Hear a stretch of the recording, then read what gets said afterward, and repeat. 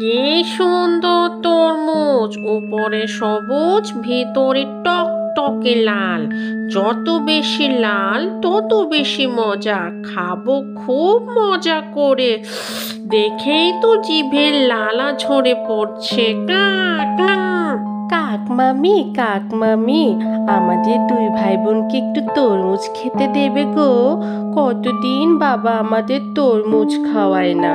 তোমার তরমুজটা মনে হয় অনেক মিষ্টি হবে, ভিতরে কি টকটকে লাল। উম, মামু বাড়ির আবদার। এই তোরা টোনাটুনির ছানারা না, তোদের টোনা বাবাকে বলিস কষ্ট করে উপার্জন করে আমার মতো তারপর বড় তরমুজ কিনে আনতে। যা ভাগ, লোভ লাগাস না আমার এত স্বাদের তরমুজটাকে।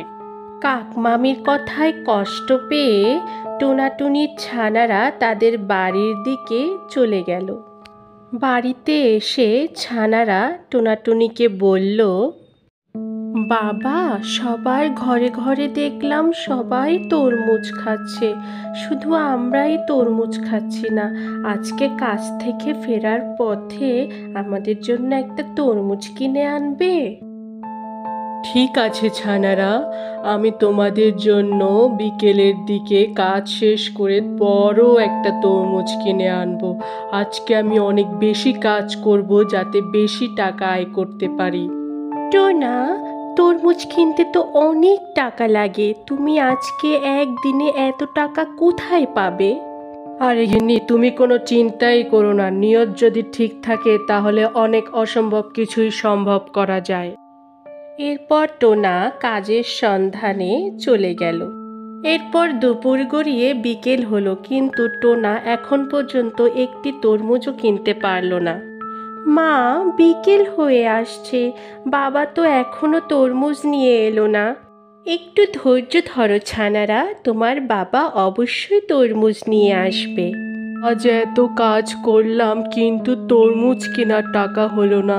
আমি কিভাবে আমার ছানাদের সামনে আমার মুখ দেখাবো?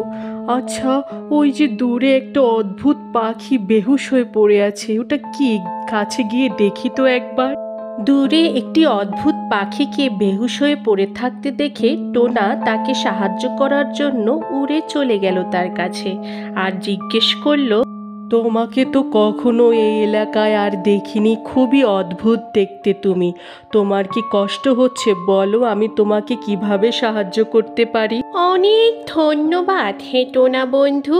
আমি আসলে তোমাকে পরীক্ষা করছিলাম যে কেউ বিপদে পড়লে তুমি তাকে সাহায্য করতে আসো কিনা। আমি এক জাদুর পাখি, তোমাকে খুশি হয়ে আমি তোমার যে কোনো একটি ইচ্ছা পূরণ করব। বলো তোমার কি ইচ্ছা? আমি অনেক গরিব হে অদ্ভুত বন্ধু, কিন্তু আমার ছানারা তো সেটা বুঝে না। ছানারা আমার তরমুজ খেতে চেয়েছে, কিন্তু আজকে আমি এত টাকা উপার্জন করতে পারিনি, তাই তরমুজ কিনে দিতে পারিনি। এখন আমি কিভাবে একটা তরমুজ নিয়ে ওদের কাছে যাব? তুমিই বলো, আমার খুব কষ্ট লাগছে। ও, এই কথা, এটাই তোমার মনের ইচ্ছা? তাহলে আমি তোমার ইচ্ছা পূরণ করলাম। যাও, তাড়াতাড়ি বাড়ি যাও, বাড়ি গিয়ে দেখবে তোমার ঘরের ভিতরেই প্রায় 100টি তরমুজ গাছে ঝুলে আছে।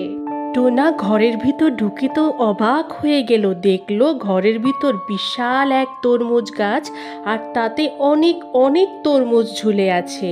তো ছানা বলল, বাবা বাবা, মা দেখো কতগুলো তরমুজ, এখন আর তরমুজ খেতে আমাদের বাইরে যাওয়া লাগবে না, ঘরের ভিতরেই আমরা তরমুজ চাষ করবো আর মজা করে তরমুজ খাবো।